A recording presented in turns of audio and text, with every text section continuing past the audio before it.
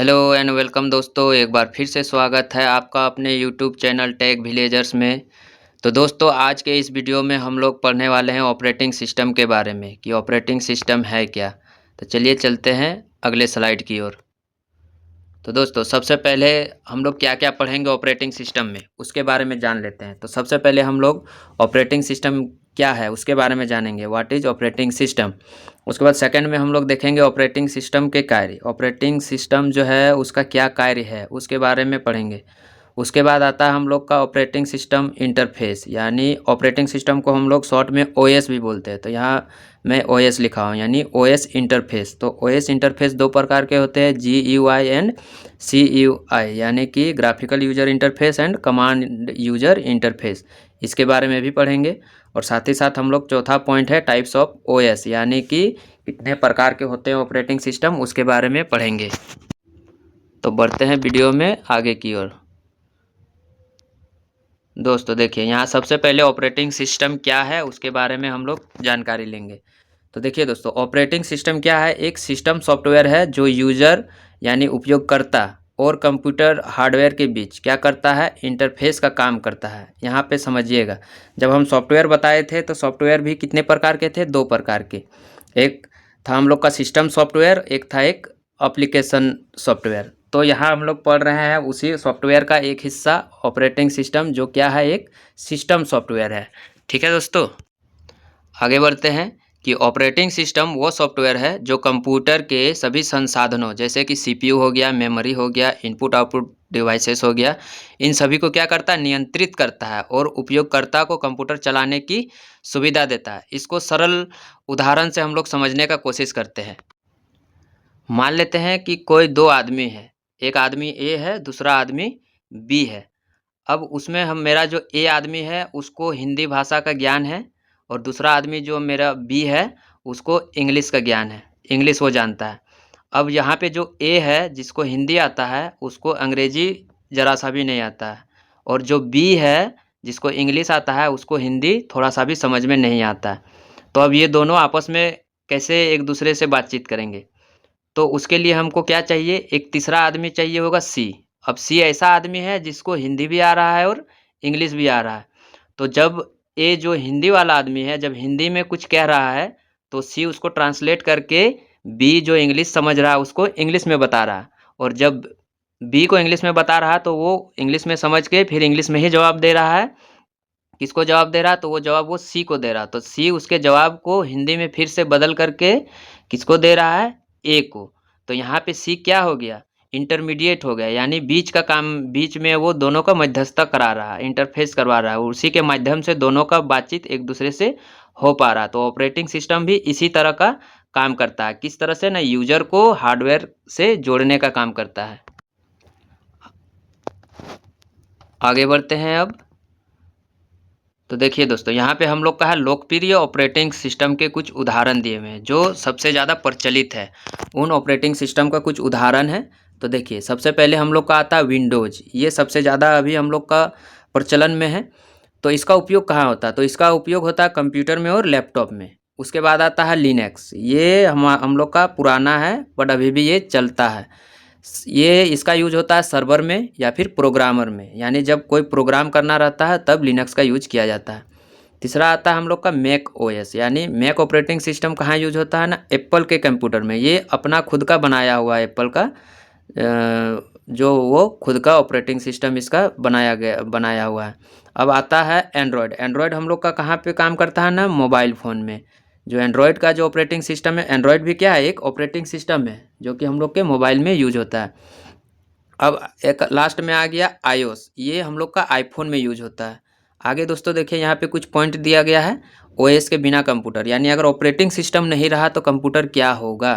तो देखिए, ओएस के बिना कंप्यूटर काम नहीं कर सकता है। अगर ऑपरेटिंग सिस्टम नहीं रहा तो कंप्यूटर में कुछ भी काम संभव नहीं है। जैसे कि यहाँ उसका उदाहरण भी दिया है कि ओएस कंप्यूटर की आत्मा जैसा होता है, यानी अगर शरीर से कोई आत्मा निकल जाए तो उस शरीर का कोई मोल नहीं, वो मिट्टी हो जाता है। तो उसी तरह कंप्यूटर में भी वही है, अगर ऑपरेटिंग सिस्टम नहीं रहा तो वो सिर्फ एक डब्बा बन के रह जाएगा, उसका कोई काम नहीं होगा, कोई यूज नहीं होगा। चलिए यहाँ तक क्लियर। अब नेक्स्ट स्लाइड की ओर चलते हैं दोस्तों। नेक्स्ट स्लाइड में आता है हम लोग का ऑपरेटिंग सिस्टम के मुख्य कार्य, यानी ऑपरेटिंग सिस्टम जो है उसके मुख्य कार्य क्या क्या है। तो सबसे पहले आता है हम लोग का प्रोसेस मैनेजमेंट, यानी ऑपरेटिंग सिस्टम के द्वारा क्या होता है, उसका पहला मुख्य कार्य क्या है, प्रोसेस करना और उसको मैनेज करना। जो भी प्रोसेस होता है उसको किस तरह से मैनेज करना है। तो ये ऑपरेटिंग सिस्टम का जो पहला कार्य वो क्या करता है, प्रोसेस मैनेजमेंट। इसमें आता है सीपीयू को यह तय कराता है कि कौन सा प्रोग्राम कब चलेगा। मल्टीटास्किंग को ये संभव बनाता है, यानी कि सीपीयू कौन सा काम कब करेगा कब नहीं करेगा ये कौन रेडी करके देता है ना, ऑपरेटिंग सिस्टम ही तय करके देता है। उसके बाद आता है मेमोरी मैनेजमेंट, यानी रैम का सही उपयोग करता है। रैम किस फाइल के लिए कितना यूज होना चाहिए कितना नहीं, ये कौन दिशा निर्देश देता है ना, ऑपरेटिंग सिस्टम। और किस प्रोग्राम को कितनी मेमोरी मिलेगी यह भी कौन तय करता है, मेमोरी मैनेजमेंट के द्वारा ऑपरेटिंग सिस्टम ही इसको मैनेज करता है। थर्ड पॉइंट आता है दोस्तों हम लोग का फाइल मैनेजमेंट। अब ऑपरेटिंग सिस्टम का काम क्या है कि फाइल को मैनेज करना। फाइल को किस तरह से मैनेज करते हैं ना, फाइल को क्रिएट करना हो, डिलीट करना हो, उसी फाइल को किसी फाइल को अगर रीनेम करना हो, उसका नाम बदलना हो, सेव करना हो, इन या फिर फोल्डर को बनाना हो, मैनेज करना हो, तो ये सारा काम कौन करता है, ऑपरेटिंग सिस्टम। किसके थ्रू, फाइल मैनेजमेंट के थ्रू। अब आता है डिवाइस मैनेजमेंट। डिवाइस मैनेजमेंट में जैसे कि कीबोर्ड हो गया, माउस हो गया, प्रिंटर हो गया, और जैसे कि इन सभी को क्या करता है, ये कंट्रोल करता है। यानी अगर ऑपरेटिंग सिस्टम नहीं रहा तो कीबोर्ड, माउस और प्रिंटर को कोई कंट्रोल ही नहीं कर पाएगा।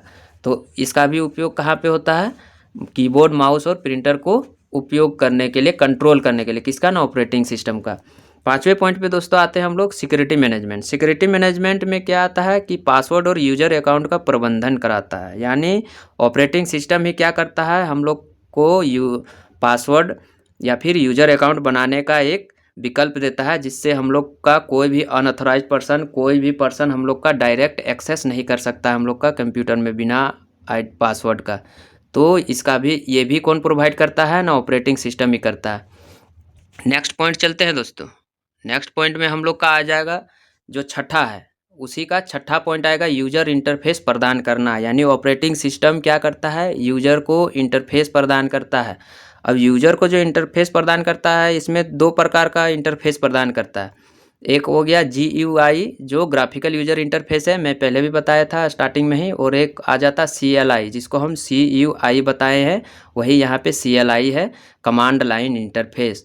तो थोड़ा सा GUI के बारे में देख लेते हैं। तो क्या है, GUI ऐसा इंटरफेस होता है जिसमें हम आइकन्स, विंडोज़, मेनू, बटन्स और माउस की मदद से कंप्यूटर चलाते हैं। GUI की विशेषताएं क्या है ना, देखने में आसान और आकर्षक, माउस एंड टच से काम, बिगिनर्स के लिए ये सरल होता है। एग्जांपल में इसका विंडोज़ है, लिनक्स है, एंड्रॉयड है और मैक OS है।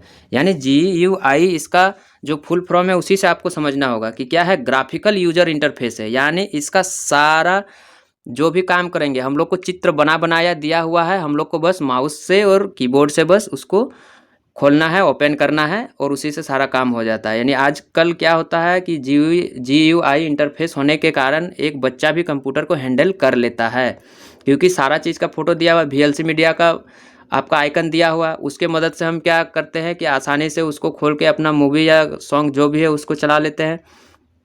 उसी तरह से जो भी हम लोग का है MS ऑफिस के अंदर आता है हम लोग का MS वर्ड, उसका आइकन्स दिया हुआ है, उसको देख के ही हम लोग समझ जाते हैं कि ये क्या है, उसको क्लिक करने से ही खुल जाता है। लेकिन देखिए CLI में जो है उसको सिर्फ इस तरह से हम लोग को बनाया नहीं मिलता, उसके लिए हम लोग को कमांड देना पड़ता है। तो CLI के बारे में थोड़ा देख लेते हैं। तो CLI ऐसा इंटरफेस होता है जिसमें हम टेक्स्ट कमांड टाइप करके कंप्यूटर को निर्देश देते हैं। यानी कि क्या, कोई कमांड देते हैं, जिस चीज़ को ओपन करना रहता है उसका हम लोग प्रॉपर कमांड देते हैं, अगर गलत हुआ तो फिर वो ओपन ही नहीं होगा।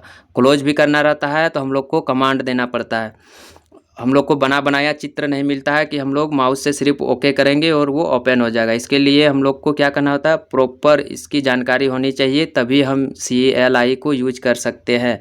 CLI की विशेषताएं क्या है, तो कीबोर्ड से कमांड लिखनी पड़ती है, हर एक काम इसको कमांड देना पड़ता है, लिखना पड़ता है। ये क्या है, फास्ट और पावरफुल है। ये एक्सपर्ट यूजर्स के लिए उपयोगी है, यानी जो जानकार है वही इसको यूज कर सकता है। कोई भी नया या तो फिर बच्चा इसको यूज नहीं कर पाएगा इस ऑपरेटिंग सिस्टम को। GUI के उल्टा है ये CLI। तो इसके अंतर्गत जो आ जाता है ऑपरेटिंग सिस्टम, इसमें आता है MS-DOS, है ना। ये हो गया माइक्रोसॉफ्ट डिस्क ऑपरेटिंग सिस्टम। इसमें सारा चीज़ एक एक चीज़ हमको कमांड देना पड़ता है, तभी वो उस चीज़ पे कार्य करता है, अदरवाइज नहीं। जैसे VLC मीडिया में हम लोग उसको ओके किए तो वो ओपन हो जाता नहीं, लेकिन इसमें सिर्फ इसको ओपन करने के लिए इसका कमांड देना पड़ता है, तब जाकर ये ओपन होता है। उसी तरह से आपका आगे एग्जांपल में कमांड प्रॉम्प्ट जो विंडोज़ के अंतर्गत आता है, और एक टर्मिनल जो लिनक्स में आता है। आगे बढ़ते हैं दोस्तों। आगे आता है ऑपरेटिंग सिस्टम के प्रकार। अब ऑपरेटिंग सिस्टम कितने प्रकार के होते हैं, तो सबसे पहले आता है बैच ऑपरेटिंग सिस्टम। ये पुराने कंप्यूटरों में चलता था। अब एक साथ कई जॉब प्रोसेस होती थी। इस ऑपरेटिंग सिस्टम के माध्यम से क्या होते थे, एक साथ बहुत सारे जॉब प्रोसेस होते थे। दूसरा में आता है टाइम शेयरिंग ऑपरेटिंग सिस्टम। इसमें क्या होता है दोस्तों कि मल्टीपल यूजर्स एक ही समय में काम कर सकते हैं, यानी एक से अधिक यूजर इस ऑपरेटिंग सिस्टम के द्वारा काम कर सकते हैं। एग्जाम्पल में आपका यूनिक्स है। तीसरा में आ गया दोस्तों आपका मल्टीटास्किंग ऑपरेटिंग सिस्टम।